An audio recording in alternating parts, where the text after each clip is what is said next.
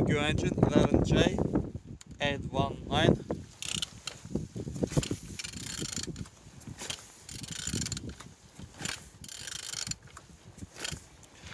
It's running good.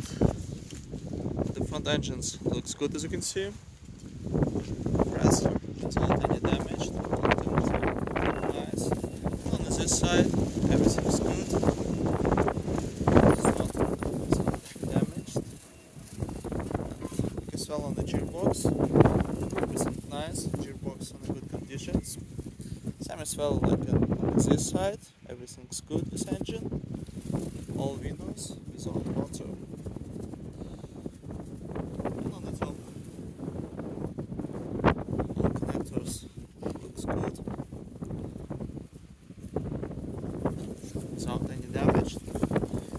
Bottom oil sump without any cracks, no leaks.